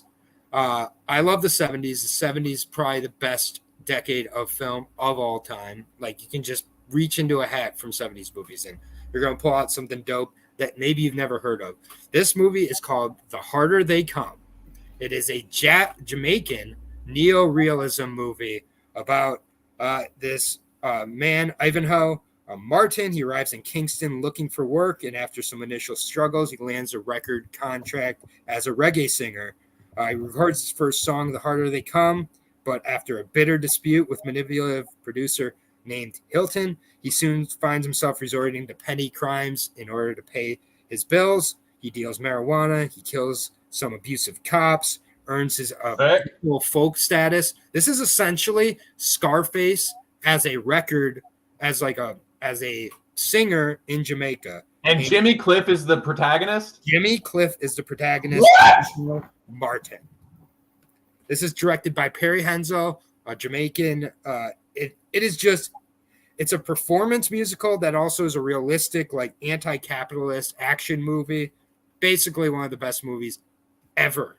Like, it really is. And it's so slept on. It has the vibes of Scarface, but reggaetoned. Like, and it's just got some really great music. It's got really cool stuff about kind of gangster worship thrown in there. It's incredibly filmed. The music, the sound, everything is so on. Basically, it's who do I have to kill to get a hit record in this town? Like it's just, and Jimmy Cliff kills it, man. He's been in like not many movies. I think this is maybe the only feature movie he's ever been in, and that's a shame. And this one should be mentioned on the Scarface level, on the level of other 70s classics. The harder they come. And that's where this song came from. The harder they fall, the harder they come. It was recorded for this movie. One of the best movie songs of all time. This movie rocks. Came out of nowhere when I saw it, and it's still one that I'm like, how do other people not talk about this more? I don't get it. Dude, we should be charging for this content. The game is to be sold, not to be told. Just realize what kind of a blessing this man is bestowing on you. That's going on. That is going ahead of Paris, Texas. Sorry, kid, bro. You're just gonna have to wait on that. You're gonna have to keep lording that over me because this might be the next one I watch. This is a movie that I bring up with film fans who have never heard of it. This sounds so fucking cool. The premise, like, I'm like almost as intrigued as it gets. It rocks. Yeah. That's sick, man. With a piece in his hand, he takes on the man. That's the tagline. Lord of mercy. So dope. Great movie. Especially to burn too. This is made for weed. Come in, my dear. You may enter. Entree talez-vous. Snack. Oh, thank you kindly. Don't mind if I do. Yeah, please. I'm gonna mukbang on stream because I'm a disrespectful piece of shit. I didn't tell you guys this, but I mean if you haven't already gathered this, Aaron the dog represents the classier, a little more highbrow part of the show. I'm the bro kind of trashy gutter palate, but I got no class. I don't know what you're talking about. I have taste. Just go with it, please. Just save me from this. But yeah, man. No, I will. I'll eat that when during one of your breakdowns because this is so awesome. Thanks again for being here, man, and thank you. Check out, just listen to the song "The Harder They Come" and just listen to how dope those lyrics are. I'd rather be a puppet in the grave than live in my life as a slave. Woo! Like this dude just lived it. Jimmy Cliff is that dude. Well, that's fucking tight, dude. I gotta check that out. Yeah, check it out. Fuck 1972. So this movie is 51 years old. Wow, 72? 72. Dude, I just watched that reminds me of fuck, I can't remember the name of it, but I just watched it recently. It got remade. It's a Michael Caine movie where he's like this gangster. Get Carter.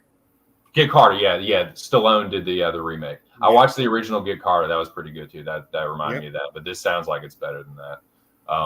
Get Carter's great too, but yeah, I like Get Carter stuff. But this sounds really fucking tight. I'm definitely gonna have to check that out. All right. Well, this one, surprisingly, for a top 100, this is a relatively new movie, and not everybody has seen this. Like film heads have seen it. Film heads have been talking about it for the last couple of years. I've talked about it with Jack on stream. I've talked about it in the group chat. Shout out to the Dome. The Dome up in here strong as usual. Y'all Movie Dome today. The Cinema Dome. Yeah. Change that shit right now. Somebody change it. That's right. But yeah, shout out to the leader, the General Alex Ramirez, Moyes, the Colonel, Big Moyes up in here with the pushing his propaganda. Please push it. Movies that you guys like, just shout them out, man. This is, like I said, I'll remind everyone, I already made a banner for this, but this is a judgment-free zone. These are our favorite movies, man. This is not, we could even do at some point, like, I don't know, a top 25. And I would like at some point to do like some, to break it down by genre, like, because I feel like that could help include some of these movies where it's like a little more specific. But in any case, man, feel free to any movies that you, because I know that happens to me. Like you talk about movies, makes you think about other movies, and so like whatever comes to mind, man. Shout. This is the one time where you can be loud in the movie theater. Shout the shit out. So yeah, thank y'all for being here. Smash the like button. Check out Aaron the dog on all social media platforms and listen to his words. He's already dropping some gems. And I got a few more to follow today, and then we'll be back next week to do it all over again. All right, gentlemen. This is my number 99. This is, like I said, a relatively new movie. The heads know what's up with this one, but anyone that's new, if you haven't seen it, do yourself a favor. This is a kind of a unique movie genre-wise.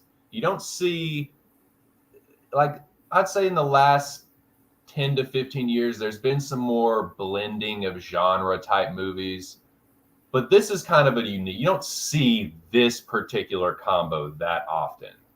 But Lord have mercy, does it knock it out of the park with both? You'll know what I'm talking about when I hit you with it. But this, you want to talk about hitting you with it? Good God, does this movie hit you over the head? It is just a fine piece of filmmaking, and it was so good that I had to put it in the top 100. Ooh. Ladies and gentlemen, I give you Bone Tomahawk. I like it. Tell the people about Bone Tomahawk. Bone Tomahawk, I believe, is the debut of S. Craig Zahler, who has become one of my favorite directors of the last 10 to 15 years, I'd say. Believe this came out in 2015. Yep. Bone Tomahawk is a Western horror, and that was kind of what I was referring to earlier. But it does both really well, man. Like, just as a Western, it's believable. Like, the dialogue, you can imagine they sort of talk kind of similar to that a little bit. It's better than a lot of Westerns where it's like the accents aren't corny. The stuff they're saying is like reasonable to like what you might expect an old dude in the 18 whatevers to talk like. So the Western part of it is really sick. The acting is great. Kurt Russell, he just, dude, I can't say enough. I'd have to we'd have to make another stream just to talk about how much I love Kurt Russell. My cousin is actually like involved. I guess what he does for a living. He works in the movies and has done some television recently too. But he's gotten to work with Kurt Russell, and he said that like he is the genuine article. Like, he is just as down to earth and cool as he seems. Like, he said that like he kicked it with him and like talked a little bit with him before one of the scenes they did. I'm trying to remember the movie he worked on him with.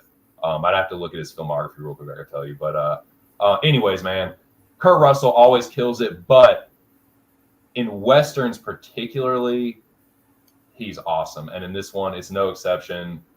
This is his best Western since Tombstone. Truthfully, I don't know how many he's been in since Tombstone, but in any case, he is awesome. Dude, Matthew Fox. Mm-hmm. Holy shit. Matthew Fox actually, I don't think I was doing an awards thing at this time, but Matthew Fox would win the 2 Cents Academy Awards for Best Supporting Actor. This is the finest work for Matthew Fox that I've probably ever seen. His work as John Bruder, I have to make mention of it. It's really fucking good. Like, I did not expect him to be this good. A dude that came from like fucking Party of Five or something, like whatever he was in. Like, man, I did not really take him seriously as an actor, but I was kind of forced to with this performance. The horror. Oh my God. The gore in this movie is some of the best gore I've ever seen. It is nar to the nectar. This will test your ability to look at a movie and not look away. Agreed. One scene in particular, I'm not gonna spoil it for those that haven't seen it, but there will be one scene in particular where it's like, do you really like gore and gnarly fucking horrific horror scenes? Okay, well, we'll see how fucking true that is, because goodness gracious. It's awesome. Great pick. Yeah, great pick. I love this director also. Dragged Across the Concrete. Oh, Dragged Across Concrete is so fucking good. Cell Block 99. Braun Cell Block 99. That's good too. He's yet to miss. I'd say Cell Block 99 is my least favorite. Yeah, me too. But they're all still really, really great. I love this pick. Yeah, it's really, really good.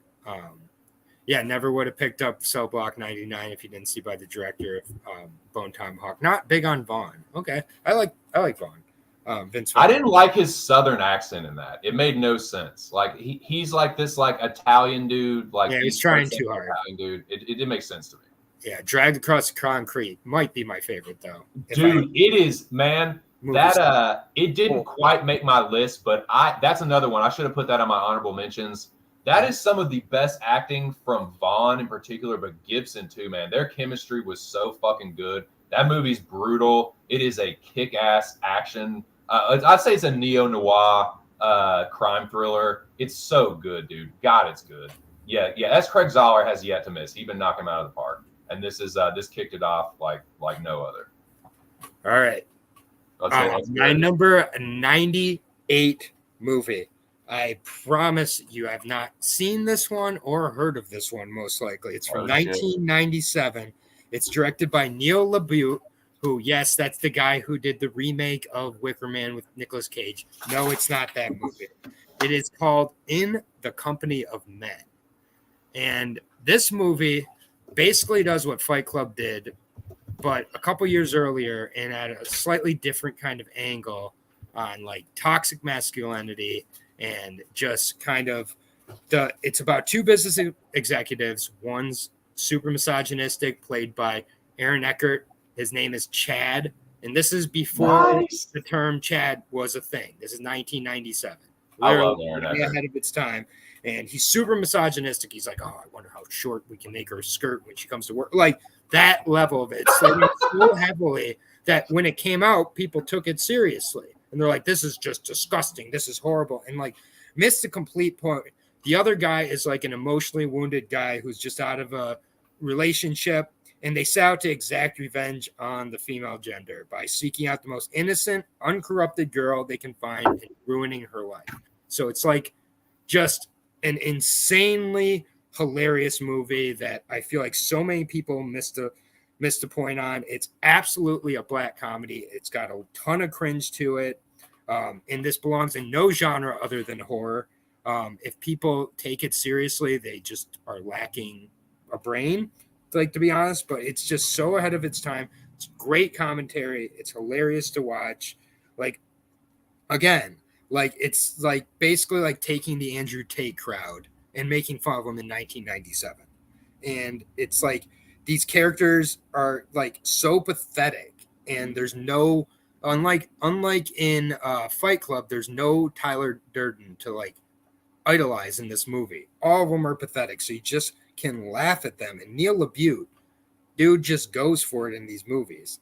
Absolutely underrated 90s movie. Holds up better now than ever before. Yeah, exactly. Just like Andrew Tate. It is literally basically an Andrew Tate comedy. But if it came out now, it wouldn't be as funny. It came out way ahead of its time, like the best social commentary movies do. So, In the Company of Men, fantastico. This movie is wild. Man, another one that I haven't seen, but I love Aaron Eckhart.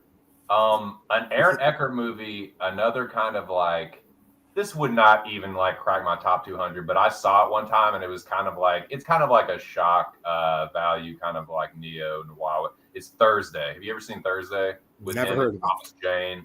No, I'll check it out.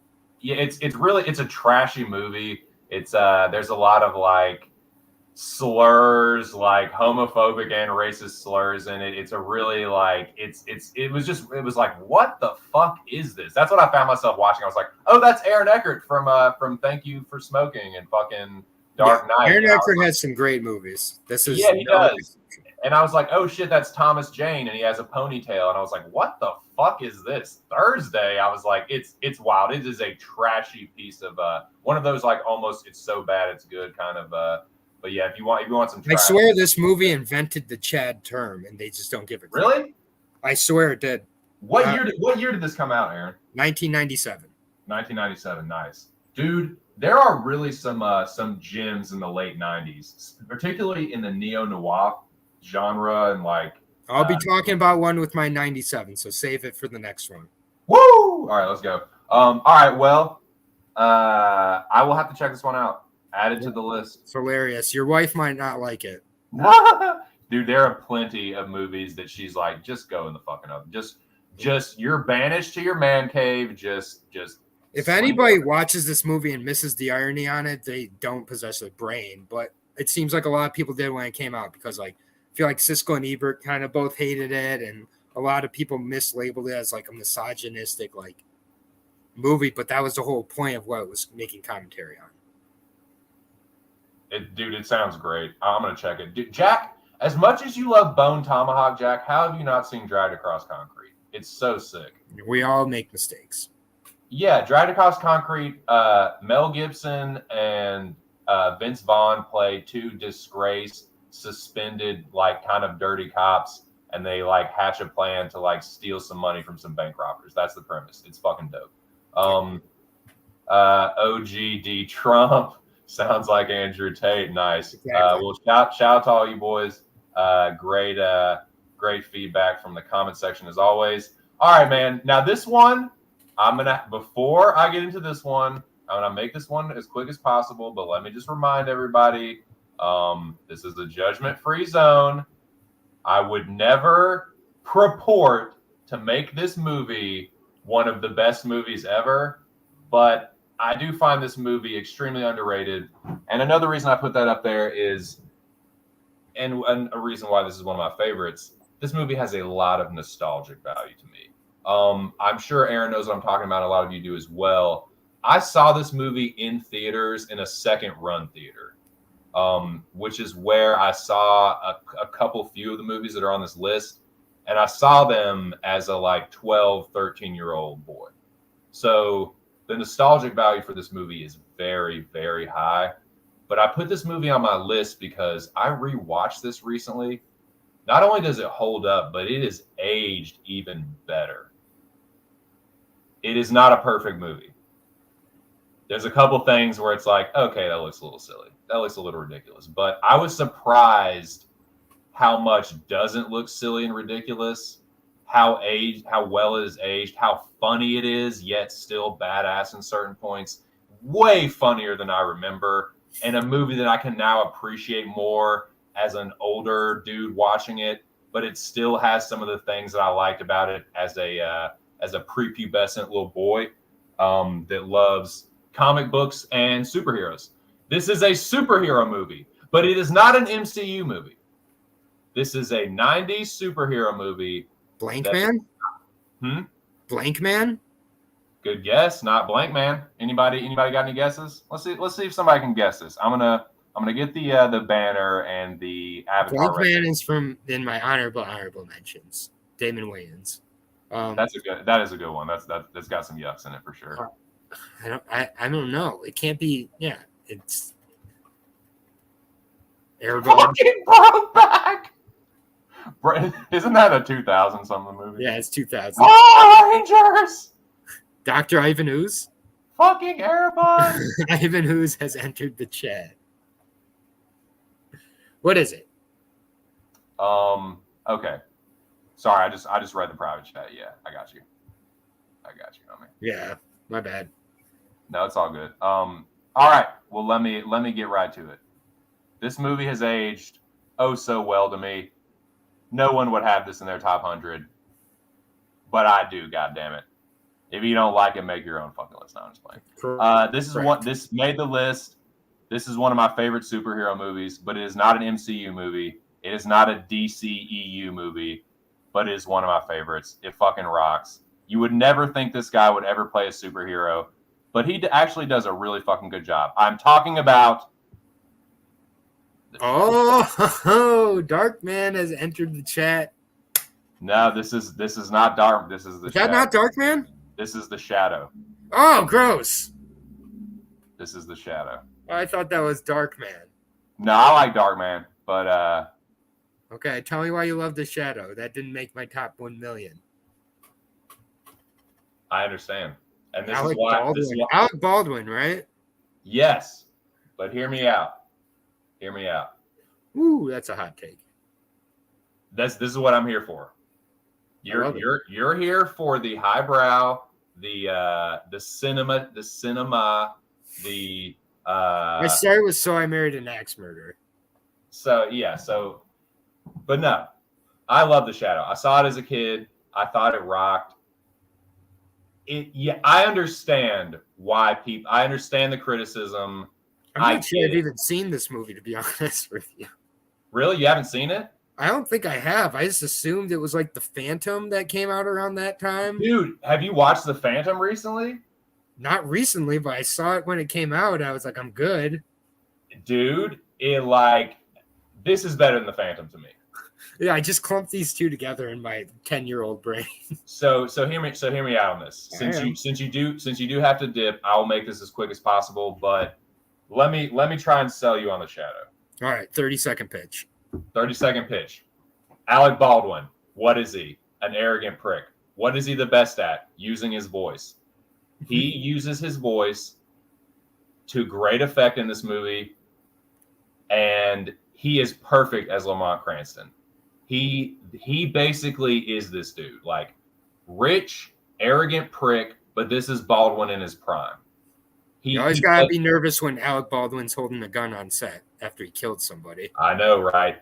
But and so yeah, let the memes continue. But nah, man, this actually has some really good.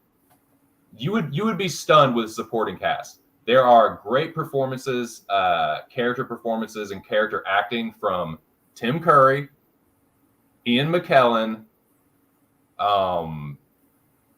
the late Jonathan Winters, and there's somebody else. And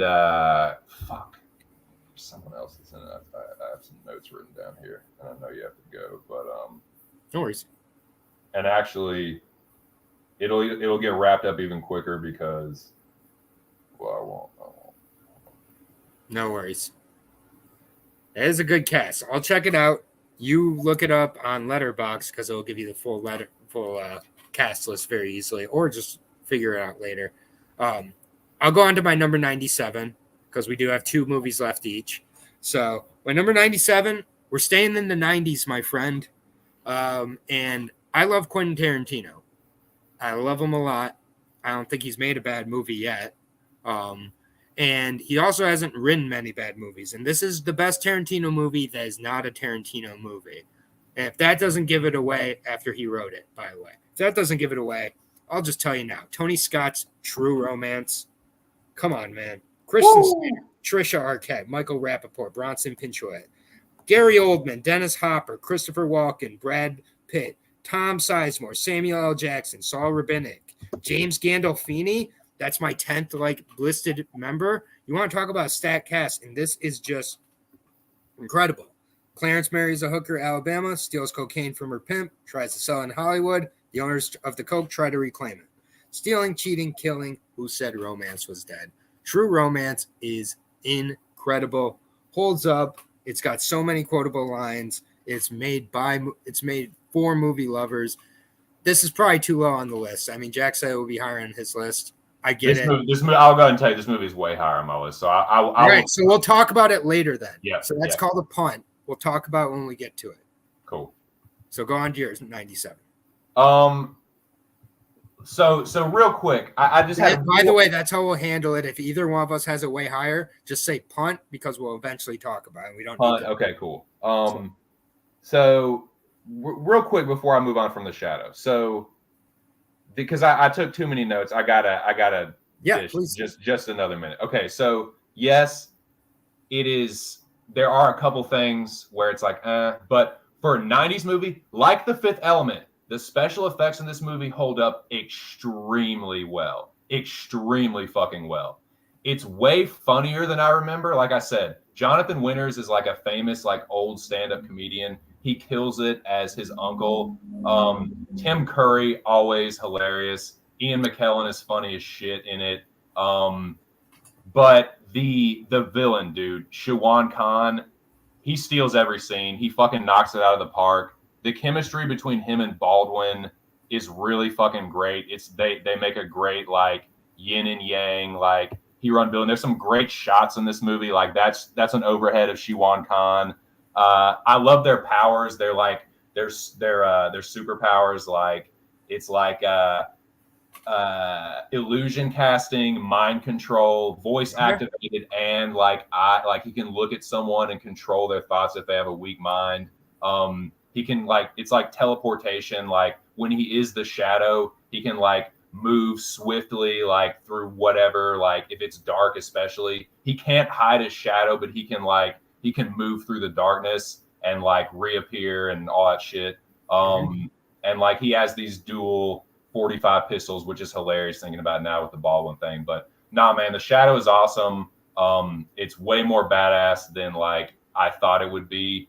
But yeah, I recommend it to anyone that hasn't seen it. It's a good time. It's really pulpy with a capital P, but in a really good. Oh, Peter Boyle. Peter Boyle is another side character that is hilarious. But that's my shadow rant. All right, number 7 for me is The Grandmaster. It's my favorite kung fu movie. It is an art house kung fu movie, directed by Wong Kar-wai. It's my favorite Wong Kar-wai film. How dare you?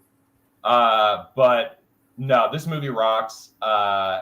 It is great acting from Tony Leung and Zhang Ziyi, I believe is how you pronounce her name. I'm not sure. Nah, man.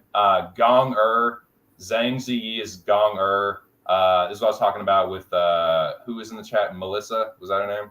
Yep. Earlier, I mentioned about females in film. Gong is one of the all-time great badass female characters in a movie. This movie, at its heart, is about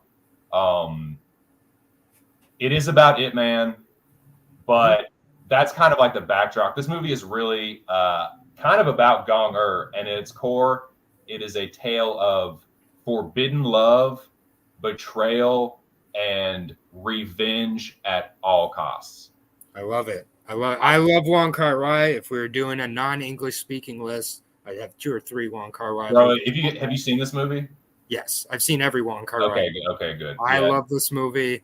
Wong Kar-wai is one of the best directors of all time. If you have not seen Chungking Express and Fallen Angels, you need to see Chungking Express and Fallen Angels, 2 of my favorite movies ever.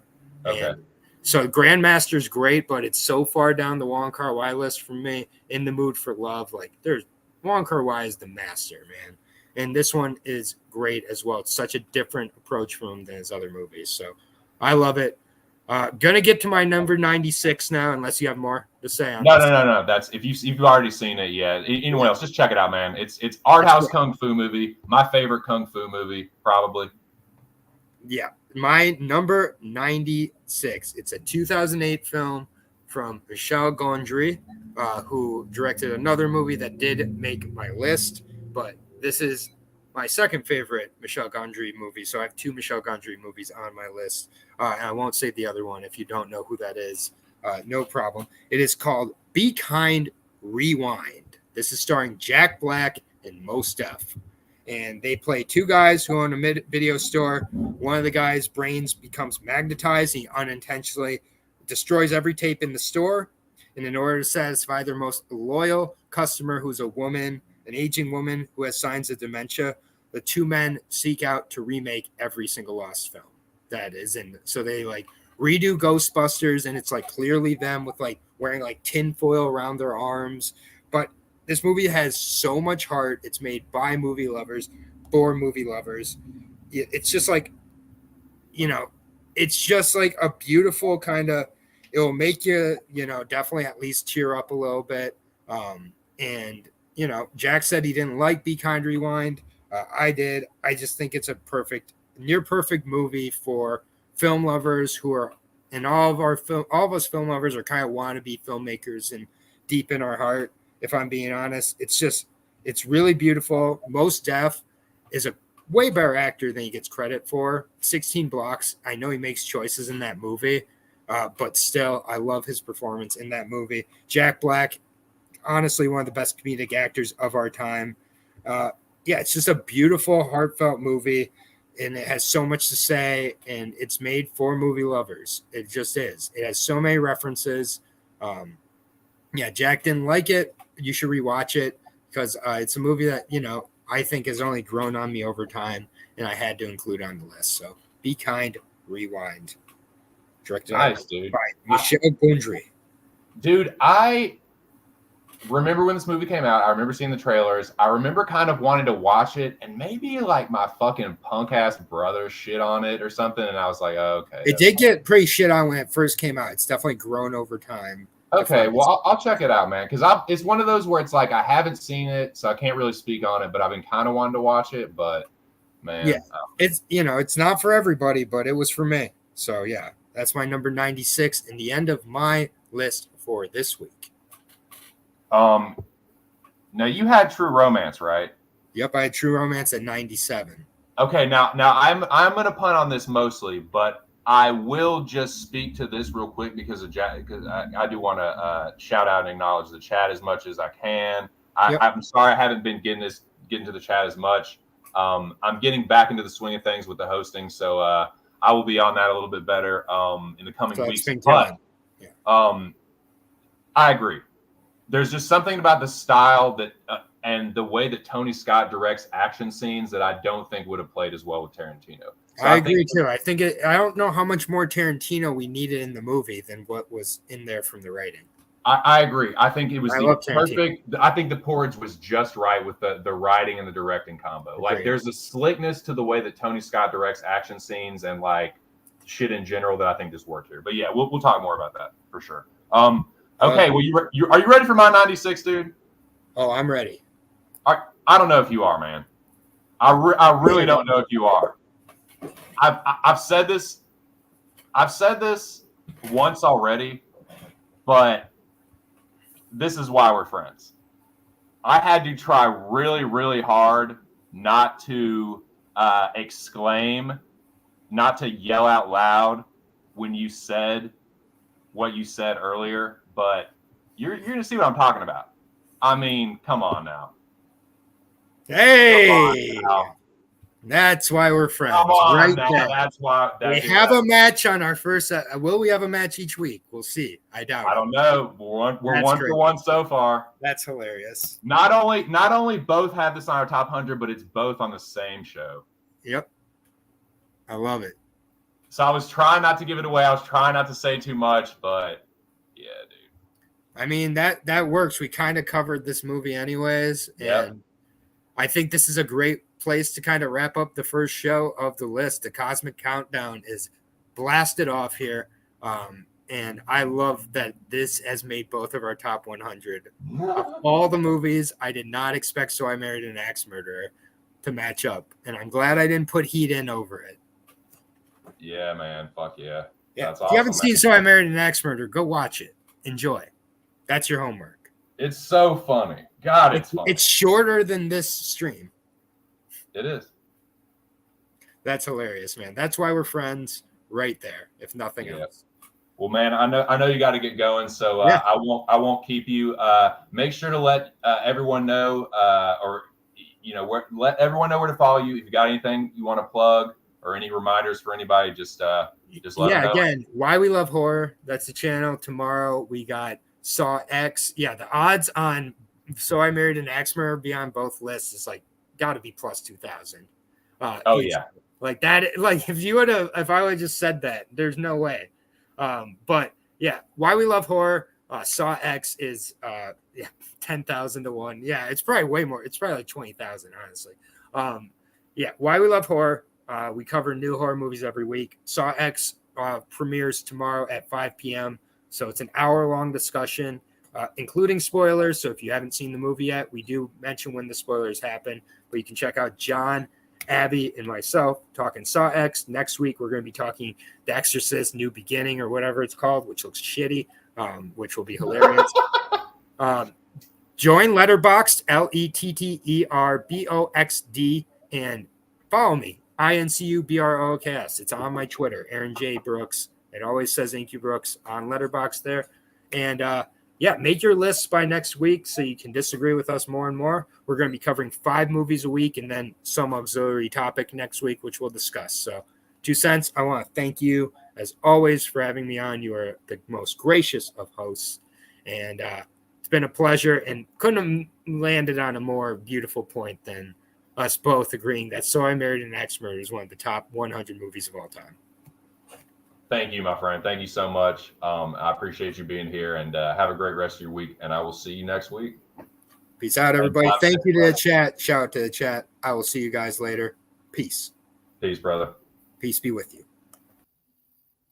And also with you, my friend. There you have it, the great Aaron the dog. Follow him where he said to follow him. And that will do it for this week's episode of the Cosmic Countdown. Hope you enjoyed it, gentlemen. Ladies and gentlemen, excuse me. God, excuse me. Such a chauvinistic pig. Just a misogynistic fuck. Yeah, man, thank you guys. This was a great inaugural stream for the Cosmic Countdown. Aaron the dog christened this new iteration of TC's Entertainment Center, but this was a great kickoff to the countdown. I want to thank Aaron again for being here. Like I said, check him out. Yeah, he'll be back next week, man. Same time, same place. I will let me just go back through the chat, see if there's anything else I wanted to say about any of the movies. And I want to make sure I got to put all these movies that Aaron mentioned, the ones that I haven't seen, I got to put them on my list.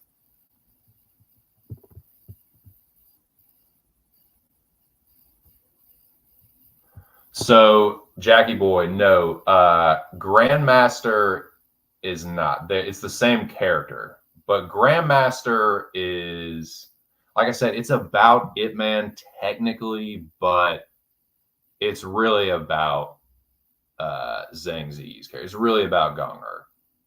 And you'll see, like, if you watch it, you'll see what I'm talking about. But dude, the fight scenes in I'm gonna say this about the Grandmaster. To me, and I know this is a bold claim. I understand that. This is the best fight choreography outside of the Raid movies that I've seen in the last 10 years. This is much more of a slow burn. It is an arty film. Wong Kar-wai is a very cinematic art house style director. He makes dramatic films that have a very certain artistic style, and maybe not a certain artistic style, but he makes movies like that. You know what I'm talking about. But this is his like take on Ip Man. But really, like, I'll set the table for you. The plot, basically.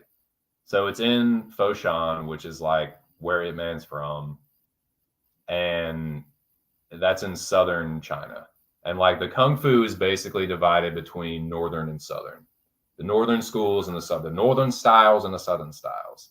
So the Grandmaster from the north, who is Zhang's father, who's Gong Er's father, right? He comes down from the north and says, I want to bring all the styles together. So I need you to, he's like, I've appointed this dude who's going to take over for me. What I need you to do is pick a Southern master to represent you, and then we will meet and fight and see what's up and bring all the styles together, blah, blah, blah. So Ip Man ends up being their choice or whatever, but it goes from there. But the chick, Zhang Ziyi, Gong Er, she's his daughter. And her relationship with Ip Man and the shit that happens with the dude's successor is kind of like what the conflict is. But it's fucking dope, man. Like, I'm not explaining it very well.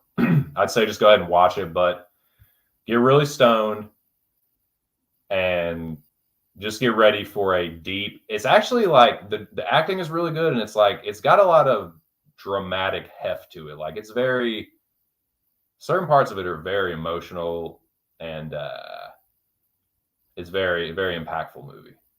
For a foreign language like kung fu movie, it's not usually what you expect. So I wasn't making like the award shows or whatever at this time, but dude, she would have like gone, Zhang Ziyi wins the TC Award for Best Actress in 2013 because she fucking killed it as Gong Er. One of the all-time most badass female movie characters ever. She is cold-blooded. You want to talk about revenge?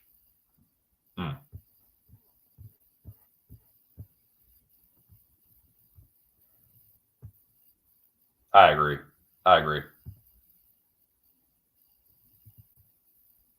Dude, I had to hold that in. Like, I was like, I kind of wanted to say it right then and there. Like, no way, no. But it's like, nah, dude, it's like it's on the list. It's gonna be on it's gonna be on the show. Just keep it together. But nah, man, shout out to my dude.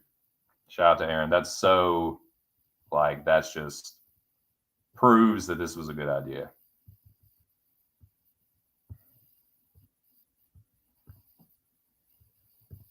Yeah, appreciate it, fellas. Yep. Add them to the watch list, man. I got a bunch to add to mine. The Harder They Fall is going to be the next one.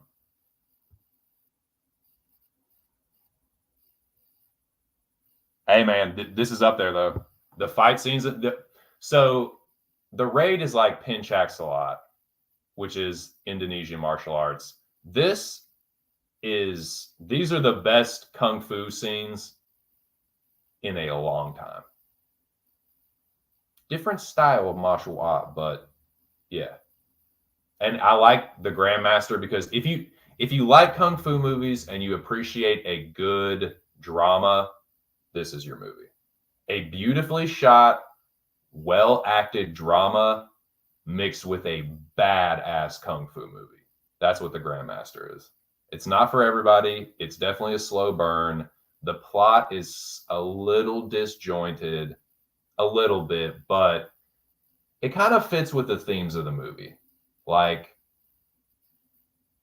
a forbidden love, like kind of frustration with not being able to fulfill like certain like desires and shit in life and in love, and and also like betrayal and revenge are really strong themes in this movie, and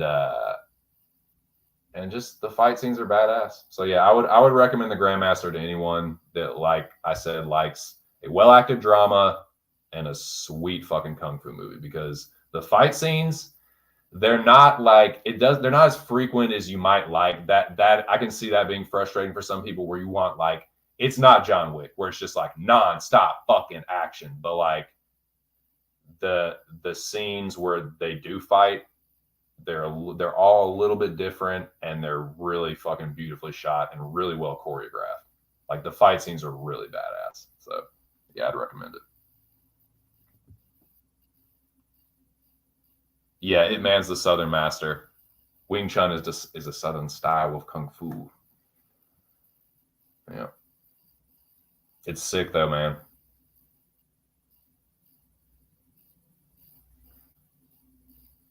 And yes, Ip Man and her fight.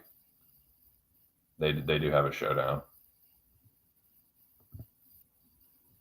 But great acting from Tony Leung, and like I said, Zhang Ziyi would have won my Oscars that year for Best Actress, foreign or domestic film. She killed it. The acting, the I'm sure she had to learn. Well, I don't know. She may be a martial artist. I'm not sure, but yeah, she did a great job.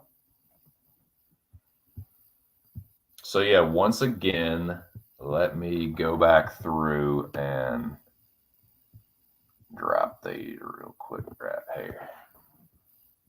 So to recap, these are Aaron's number 100 through 96. So, I mean, are you fucking kidding me? Like right off the bat, I was like, no fucking way, dude. I was like, what? That's wild. That's wild, man. So that was 100, 99. The Harder They Come. I said The Harder They Fall earlier. Nope. The Harder They Come. I'm going to check that out, man.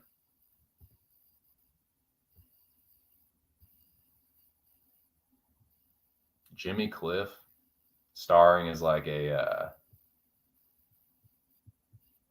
some Jamaican badass dude. That's sick. In the Company of Men, that's another one I need to watch. So I need to add these real quick. I'm gonna add these to my watch list. Updated watch list, by God.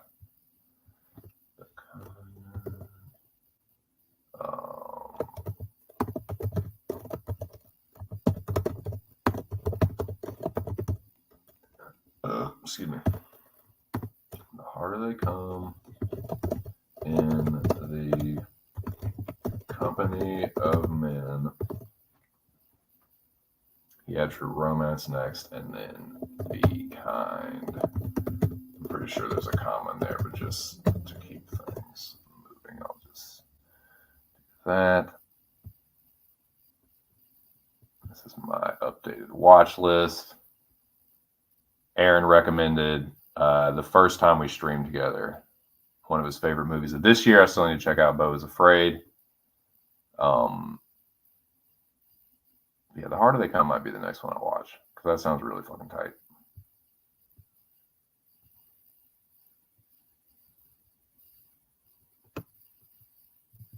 I think that was the last one. Yeah, so 98, 97 was True Romance, and then 96 was Be Kind, Rewind. Great first five, my dude. See you next week. Tune in next week, boys. Same time, same place. 4 p.m. right here.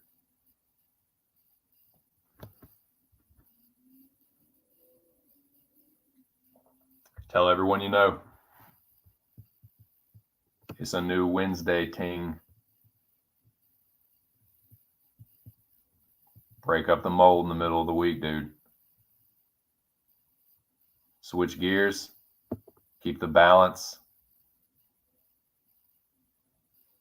Bring balance to the force. And I like that punt thing. So yeah, whenever there's a one, like, okay, we can save that until further up. Yeah, appreciate it, Jackie boy. Appreciate the feedback, man.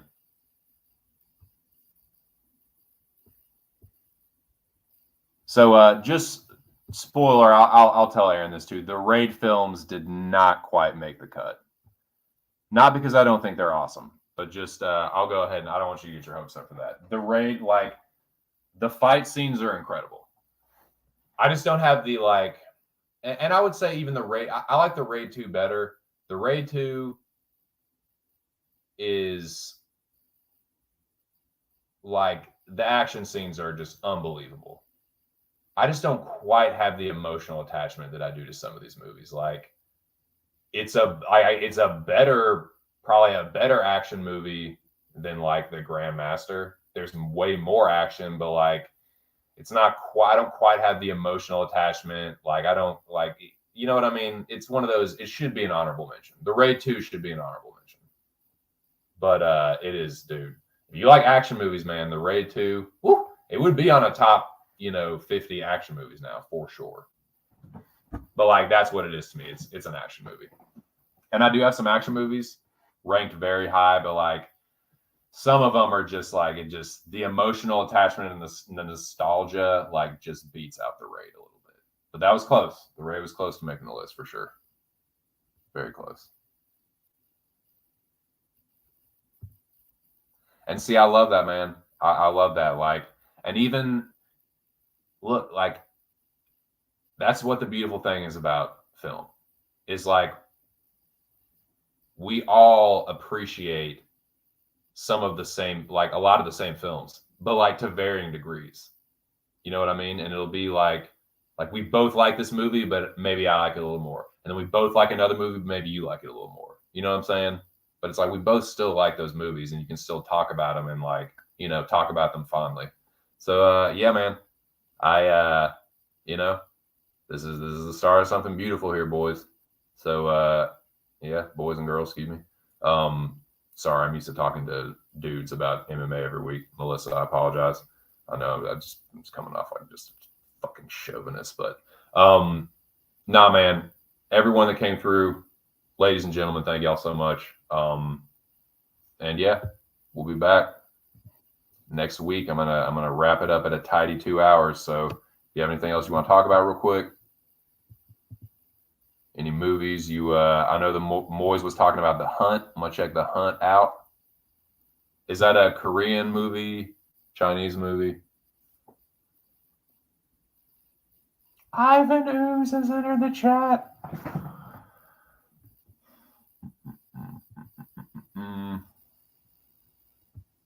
Was there anything else that needs to be said? I don't think so.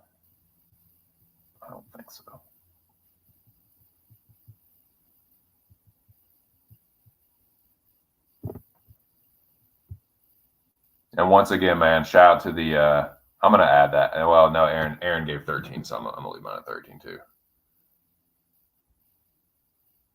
Whoa. Okay, I forgot to add some.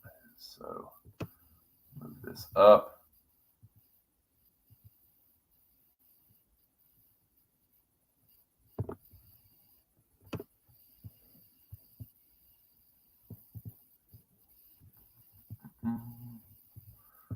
Okay. Honorable mentions.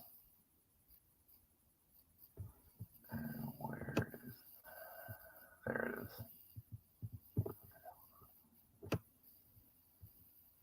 Apologies, I just want to get these last banners up just to kind of put a nice punctuation point on it.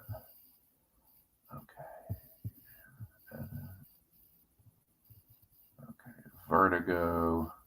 Then he said Teenage Mutant Ninja Turtles. That was an honor. That was, yeah. That would definitely be in the top 150. These were great honorable mentions, man. Yeah, Three Ninjas. Yep, it'd be my top 200 for sure.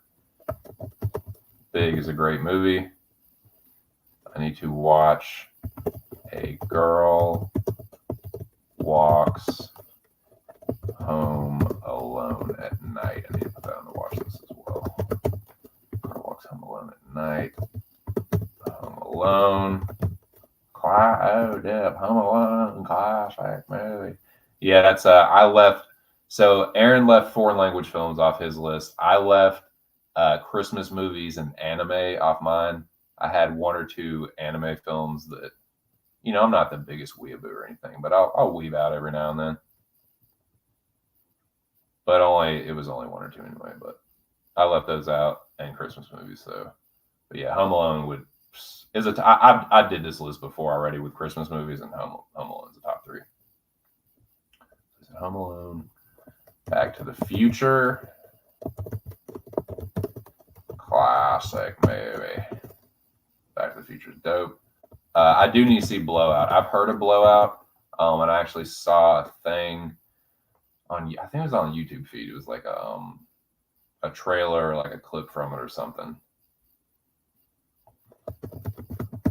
Bonnie and Clyde and Heat.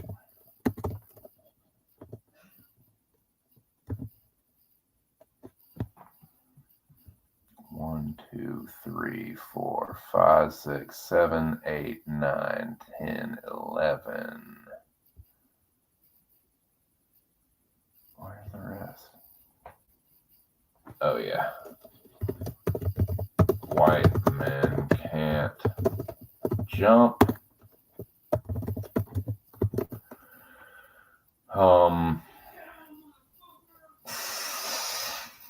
Just watching baseball, man.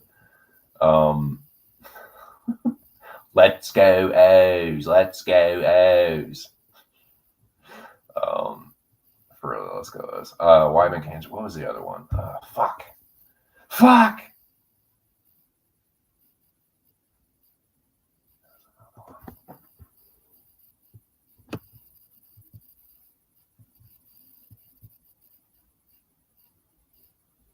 Collateral. Yeah, that was the other one. Collateral was the other.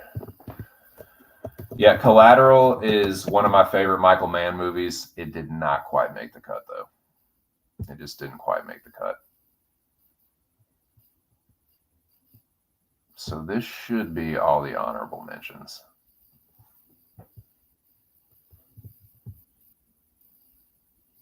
I mean, I'm loving this so far. Just we're one episode into this countdown, and it rocks.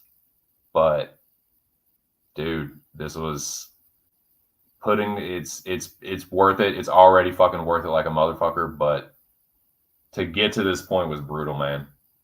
A lot of really, really good movies. Like that sounds good. That sounds good for the O's. Yeah, dude. These were even the honorable mentions. Great movies. Just talking about the honorable mentions was a good time. But I'm loving the beginning of the Cosmic Countdown. This is a countdown show of epic proportions. Epic proportions. We will be back next week to count down numbers 95 through 91. So tune in, same time, same place. I will put on the song just as like a to play us out here, and I will put up all the first 5 for each of us, and I'll let those scroll along the bottom there. Let's see.